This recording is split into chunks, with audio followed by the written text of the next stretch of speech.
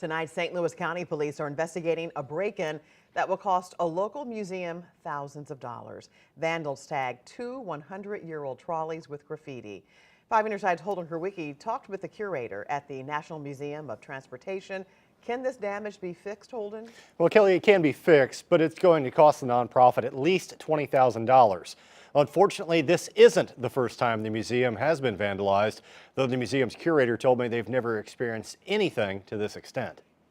At the National Museum of Transportation in Kirkwood, we have a little bit of everything from planes, trains, and automobiles. After 80 years in business, curator Kobe Ellison says one exhibit stands out amongst its peers. The museum is primarily known for our rail collection, since that was the most significant area of growth in the early days. January 11th, Ellison was preparing to open the museum for the day when his phone wouldn't stop ringing. Was sent some photographs by our site supervisor, and he said, "You're not going to believe this." After reviewing surveillance video, he saw at least two people scaling a fence and tagging two of the museum's 100-year-old trolleys with graffiti. The damage was such that we can't just remove it with solvents. We're going to have to completely repaint the cars. The good news is that restoration can be done on site. We do have samples of the paint that was used. I mean, that's very important, is to keep that historical significance.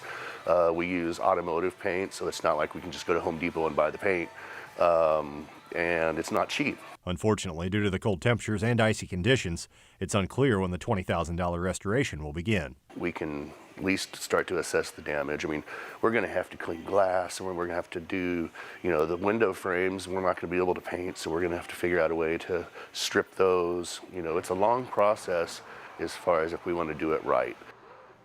Administrators at the National Museum of Transportation are accepting donations to cover the cost of restoration work. For more information on how you can help, look for this story under the As Seen on TV section of KSTK.com and the 5+ app.